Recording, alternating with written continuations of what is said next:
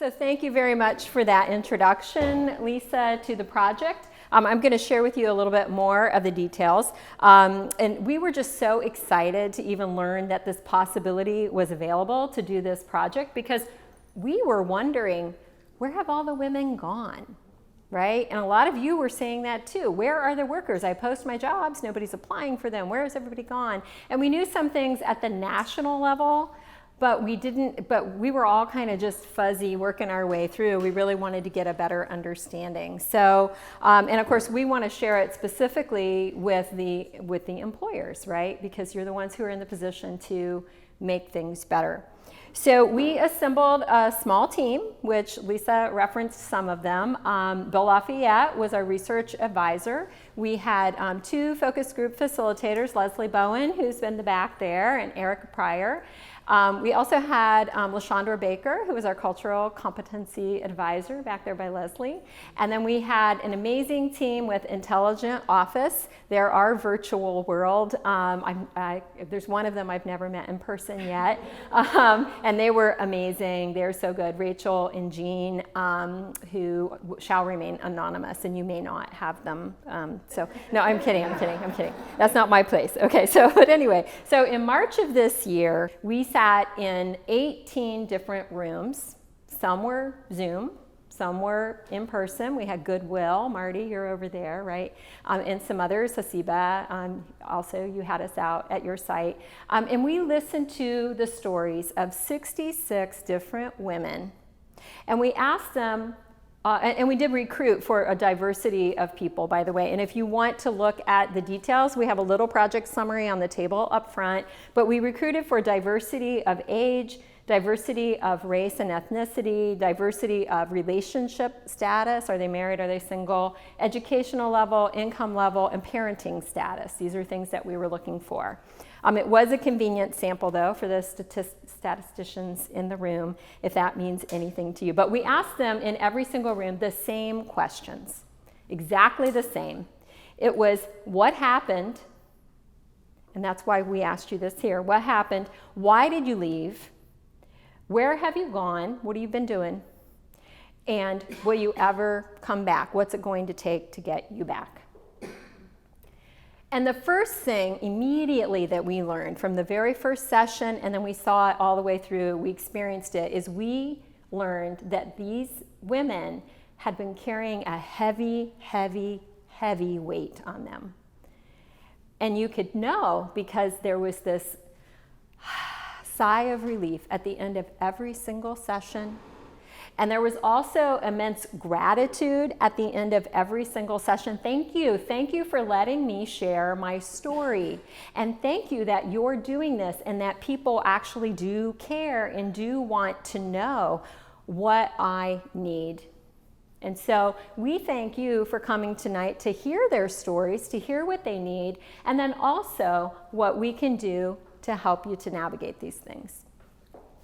So you may be wondering why we invited you in particular to this event. And we know you are heroes, we know you care about your people, you have helped them, you have led them through these terrible couple of years, helped them navigate that.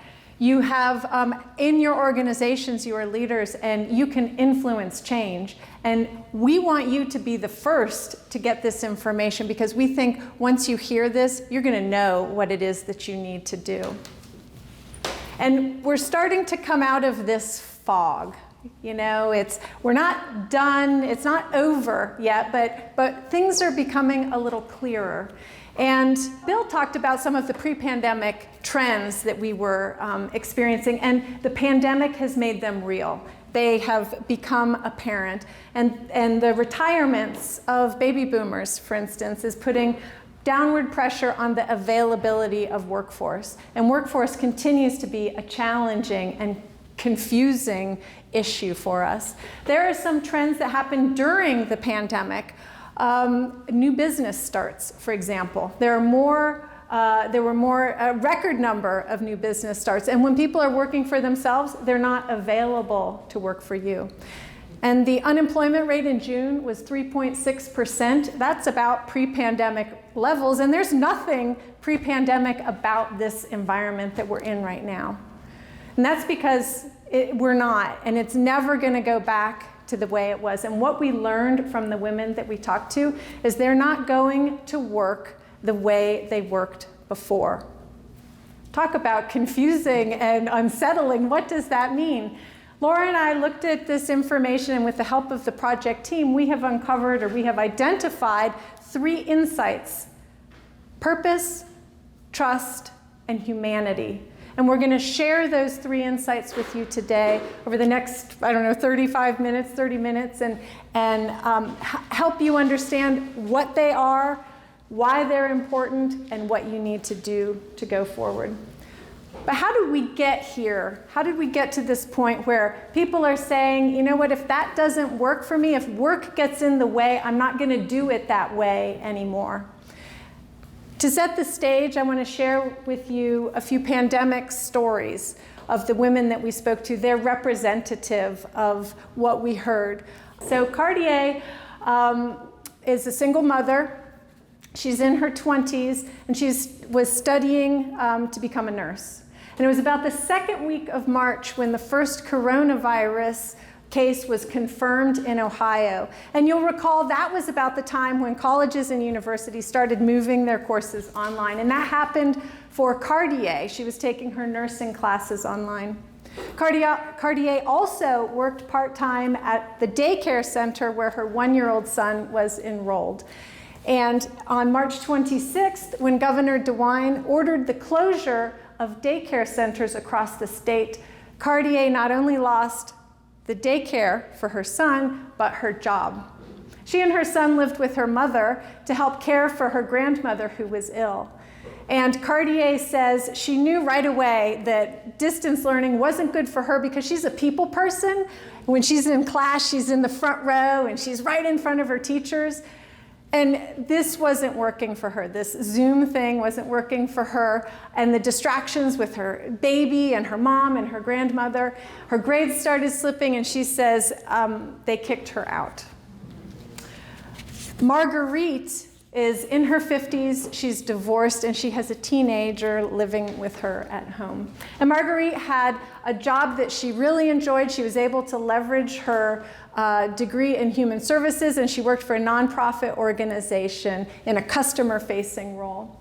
And Marguerite, once the pandemic started, she was asked to do things that were outside of her job description. And that was fine for her, except the things that she was asked to do were things she didn't feel qualified for. She didn't feel like she had the expertise to do these things, and she didn't get any training, and she was so worried that she was going to make a mistake. She was going to do something wrong. She was going to get in trouble.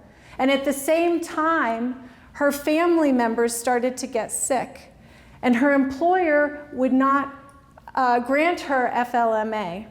She was the woman in her family, as she describes it, and is expected to do the caregiving, but she had to continue doing this job that was very stressful, and she had the added burden of caring for her family. In the end, Marguerite lost 9 members of her family and friends, including both of her parents and her sister. Her grief was profound. She was devastated. And she went to work, she continued to work, and she didn't feel like they were acknowledging her grief, that they were giving her space to accomplish and to work through that. Had Marguerite been supported in any one of those areas, things could have been different for her. So Tasha is in her 50s. She's divorced. She has children who are grown.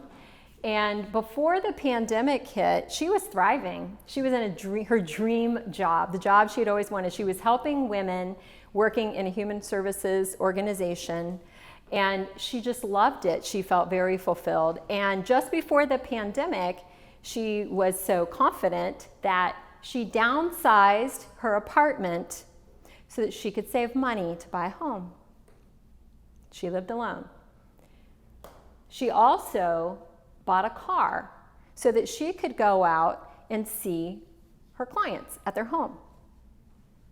So she bought this car. She expected to be able to use her travel reimbursements to be able to cover the cost of that car. By the time the pandemic hit, no, no travel reimbursement. And she struggled to make even that very first car payment. So she was really struggling with financially. She was also struggling with a sense of purpose, because she wasn't even able to do the work that she needed to do. The women she needed to help weren't comfortable getting those services virtually. And so here she is. She was being asked to do things she didn't know how to do, wasn't comfortable with the Zoom, and she was the first person who I heard, and then we heard it many times in many other rooms. We never asked, we never brought up this term ever, but the women did. She brought up, my mental health was suffering. Mental health was suffering. And that is still the case, was still the case by the time we were talking with her. Her mental health. She ultimately was fired from her job, and her mental health was suffering. She was struggling. So we talked with all of these women. We talk with all of you. We talk with businesses. One thing that has become apparent to us is there are misunderstandings on both sides. And that's what we aim to bridge, these misunderstandings. So the first one is that in these focus groups, and I was very surprised to hear this, these women would say, they should have known. They should have known how to do this. They should have done better. They should have figured out how to change their operations. They should have figured out. And I'm sitting there going, I mean, hopefully it didn't show on my face, but I'm sitting there going, how could you know? How could you know? There is no pandemic playbook, right? There's no, college course, Pandemic 101. Nobody knew, right? How could you know? Now that said, on the employer side, what we heard, and we continue to hear, even up to this morning, number one, millennials are lazy. This is why. These are explanations people have for what's going on, okay? Millennials are lazy. Just last week, I was conducting a training where one of the leaders said they expect you to cater to them. That's what they expect. People say you just need to pay more. That's the answer, right? That's the problem. So the third one is remote work. It's just an invitation to goof off. The fourth one, I'm sure you've all heard this, government pays people not to work. And then finally, it's those people over there. It's not people like me, right? But in fact, what we learned, it's not related to any of those things, and it is people just like us. So one thing these women had in common, they are really bitter. They might be coming to work for you, but they are very, very bitter, I promise you, okay? So a couple of weeks ago, when we were putting this together, we planned to reach out, and we were going to reach out to women who participated to ask their permission to use their words, use their stories, use even their audio, and you're going to hear a little bit today. And to tell you the truth, I was nervous about doing that because they bore their souls. They shared everything, and I thought, we're going to be lucky to get 2 people that are going to be willing to do that. In fact, no. Not only did they say, oh, sure, it's okay, they were emphatic, yes, yes, share my story. I want employers to know what trauma we've been through, what we've experienced, and what we need. So another thing that we learned is that women want to work. And if women are not working, it's not because they don't want to, it's because they can't. There are some external forces that are preventing them. There are some obstacles, and they could be external, like availability of childcare or time. There's not enough time to do all the things that needs to get done, or perhaps it's the wages that they could earn it does not make economic sense for them to work. And it can also be internal. Perhaps they don't see opportunity, they don't see a future for themselves at this job, or maybe they're in a toxic work environment, or they have poor relationships with their peers or their superiors. And what happens? What's at stake if women don't get what they need at work? They'll quit. So I have a few stories I just want to share with you about, and these are representative stories about why women have quit. So the first one is Jolara. She's a single parent with young school-aged children, and she worked in a clothing distribution center. She really enjoyed her job. And as she says, when spring break turned into 3 months, what was she to do? So she went to her employer and she said, look, I need some help. I need some help to figure this out. And her employer was unsympathetic. Her boss actually said, isn't there somebody else who can do that? Okay, Jolara was incredulous. Don't you think that I would have thought of that? No, there is nobody else. What is she supposed to do? So she quit.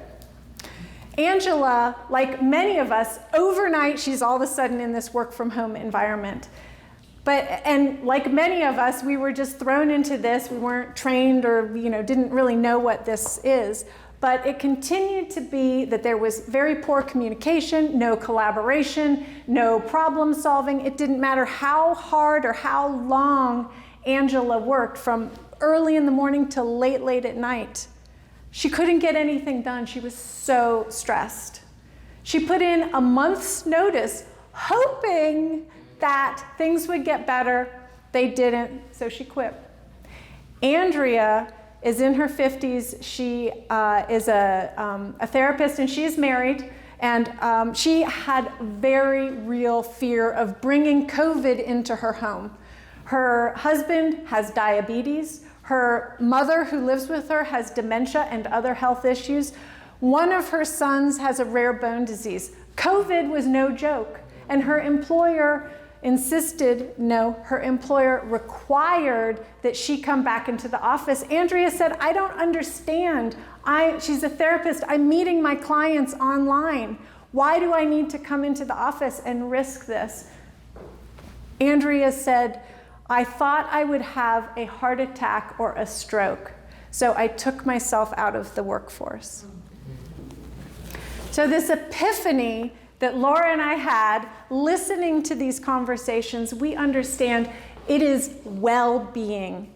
The women that we spoke to are protecting their well-being, and the decisions they're making are so that they can protect the well-being of themselves and their families. They were thriving before the pandemic. Now they're struggling. They're trying to find a way to get back to thriving, and they're not going to accept anything that interferes with that. And this is how they are making their decisions for how they're going to organize their lives and where they're going to work. And so if you're having trouble finding people or keeping people, you may want to look at this issue of well-being. And it is represented in purpose, trust, and humanity. A lot of the women that we spoke to talked about these things, so we're going to listen to a few of them.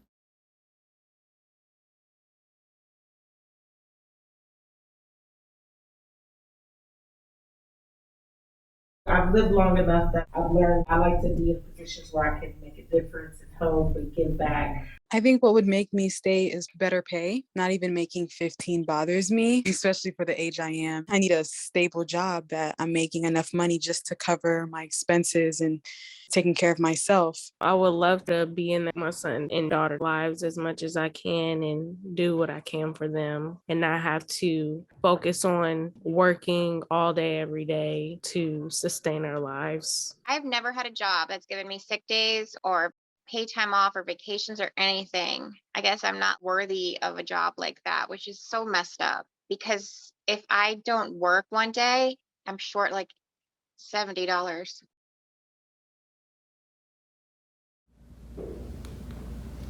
So purpose. It's not necessarily having a passion or a calling. For some people, it is that. But for most people, it's wanting to have something to show for their efforts. And that has to do a lot with fair and equitable wages. They want wages that will allow them to support themselves and their families. They also want to be paid what is commensurate with the value that they bring to the organization. Women also talked about wanting a sense of moving forward, of making a difference, of having, again, having something to show, but having the opportunity to be a role model and to leave a legacy.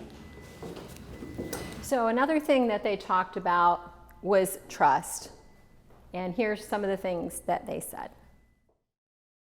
I'm a badass at home where I have to manage so many things by myself because I'm a solo parent, versus when I'm here and I have to argue with you about where to find something or how to order something, how do I get you to tune in and realize that I'm doing the same thing? I want to be my own boss. Jobs will replace you at any moment. And, I can't depend on a job to keep my spot if I need to call off because I'm having an issue with my kids because they're sick. The pandemic made me realize for my kids, I need to secure income and I need to be in control of that money. I just felt like since I'm such a low wage worker, I mean nothing, I'm disposable. It was like fend for yourself. Work won't love you back. I was someone who loved my job and threw my whole self into it. And in the end, it didn't matter. So, one thing we learned is you're going to need to earn back their trust. It's not an easy thing to do. They don't believe that you have their best interests in mind. So they may come to work with you, for you. They may be working for you right now. But they don't believe that you have their best interest in mind anymore. You need to trust that they have good ideas. A lot of women talked about, I want to be at the table. I can help problem solve that. I tried to help problem solve that, and they wouldn't listen. They wouldn't engage in the conversation with me. And finally, and this one was a real surprise. It was hard to wrap my mind around this. Many of them are trusting self-employment more than a W-2. Now think about that for a second. Who do we usually think wants to be self-employed? People who want to make a lot of money, people who have a certain mission, people who have a certain product, people who want autonomy, people who are risk takers. That's who's usually self-employed. That's not what we heard from these women. They weren't aiming for risk. They weren't doing this despite the risk. They were doing it to get more stability, to be less risky. They see trusting themselves is less risky than trusting you. So finally, they talked a lot about need for humanity. And here are some of the things that they said. You just want to feel like when you walk through the door that I matter, that I came to work today and you're going to pay me my worth. I think if a lot of companies did that, people would stay. They will give their best. Jobs should definitely be more considerate of other people's situations. If they want people to keep working for them, I'll be quick to quit a job if I feel like I'm not appreciative. People just starting to care more about themselves and stop catering to these jobs that don't treat them like they're human. There's no compassion. Your job is like, hey, sorry for your loss, but we need you too. My family needs me and I'm just as absent for them. But you want me to come here and be a robot. You want to be valued as a human being. So we heard it time and time again. They want to be seen and they want to be heard as a human being. They want you to believe them when they alert you to problems. Some of the women were working in medical jobs and weren't allowed to double mask, even if they got it themselves. No, you're not allowed to do that. Okay, so how are you respecting me as a human, right? Some of the women talked about other safety issues that had nothing to do with COVID. And they would alert their bosses to problems, and they did nothing. So believe them. Some of the women alerted their bosses to their own issues that they were trying to navigate, and their bosses didn't listen. They want to be included in that problem solving. And treated with empathy and compassion. Two of the words that we heard time and time and time and time again. Empathy, compassion. So prioritizing well-being is certainly a financial decision, but it's not just for the wealthy or the well-established anymore. It is regular, everyday people who are organizing their lives and making decisions about where they're going to work so that they can prioritize the well-being of themselves and their family. And you remember Marguerite? She's the one who lost 9 family members. She quit her job and so she could work for herself. She started a travel agency. And she said she really enjoyed the autonomy to make her own decisions. And Marguerite said that she can't see herself going back to work for an employer, as she says, where I'll have to get permission to run my life. You remember Angela, she's the one who was struggling in the work from home situation. When I called her to ask for her permission to share her story, and she was one of, oh yes, please, and she told me that she was so sad to have to quit her job because she really, really enjoyed that job. And she cried 4 times. She said, I cried 4 times. And so she's in a job that she loves now, happily, but she said, you know, I would work for less money if I could feel happy and supported at work. So flexibility is a means to well-being for many people. Flexibility does not just mean remote work, and flexibility is not just for parents or parents of young children. And instead of thinking about flexibility as the number of hours that people aren't going to be working. Well, if I give them flexibility, they won't be able to work here and here and here. Instead of doing that, turn it around and think about how you can organize work so that people can get everything accomplished at work that is expected of them and required of them at home. Because you know what? It's no longer an either or, it's a both and. It has to be. And so this culture change that we're experiencing, this focus on flexibility, it represents, again, a change in how people are making decisions about how they're going to organize their lives and where they're going to work. And this is why we're experiencing tumult in the workforce. It's not because of those lazy, entitled millennials. It's not because people want to goof off at home. It's not because of, they want to get those government checks. And it's certainly not because they're chasing wages, because we heard it on both sides. If a job pays well, but it's unforgiving, they said, I'm not going to do that. And they said as well, if I'm working and still struggling, I can't earn enough to support my family, I'm not going to do that either. They're going to find another way.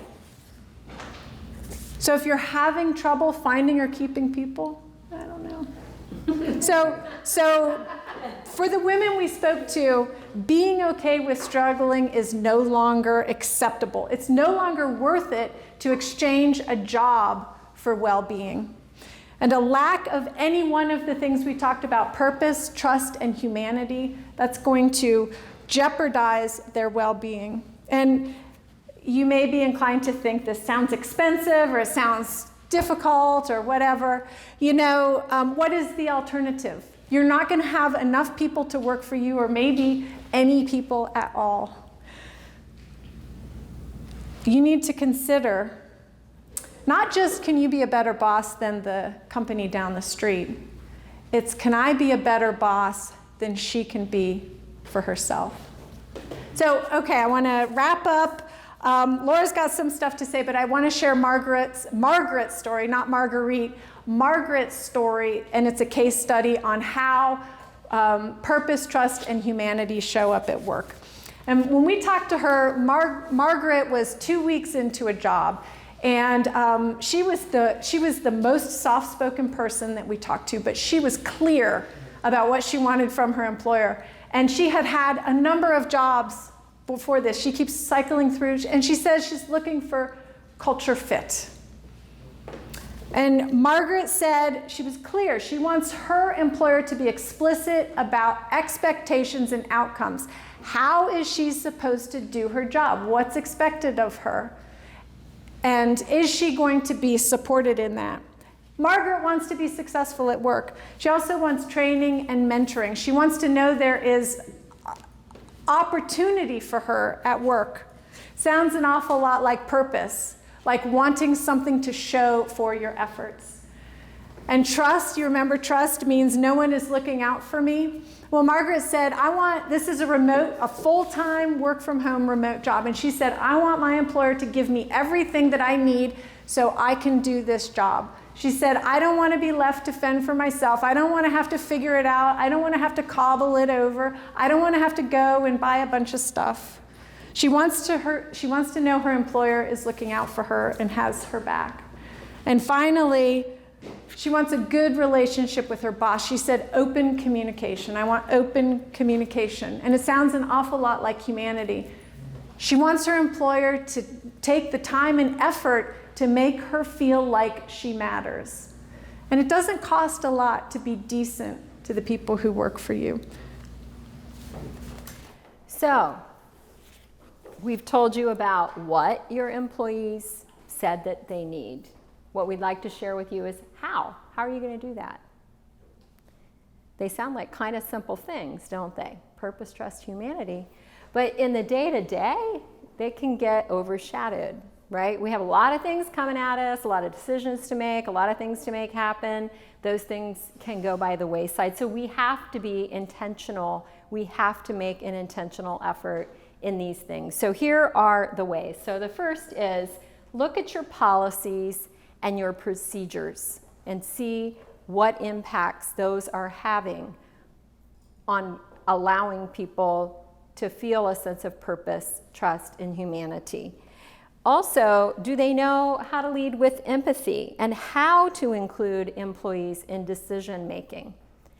And that doesn't sound that hard either, but I will tell you that people who come to our workshops and people that we coach tell us, thank you for the words in these ways, in these tools, so that I know what I can say. I know how I can navigate that conversation and how I can handle that. So you do need to give leaders these tools. You need to equip them. Second, offer flexibility. It's not a perk. Flexibility is not a perk. Flexibility is so that people can do their work. Third, ask and listen. That's the important part. And that's what we're all doing today, right? We're listening. And finally, how do I know if we're doing it? Well, use well-being as your gauge. Are they thriving or are they struggling? Which are they doing, right? And are they better off with you or are they better off without you? And we can help you gauge that as well. So these aren't really hard things to do, but again, you need to be intentional in order to do them. And so one of the ways we talk about this, it's like we're all on the inside of our own mayonnaise jar, right? We're in it. It's hard to see what we're in because we are in it, and we surely can't read that label on the outside. That takes somebody else to do that, right? We do things the way that we have been. So we can help you to look at your policies, your practices, and make sure that your leaders know how to manage. We are happy to be your guides, and we're looking forward to continued conversation. Thank you.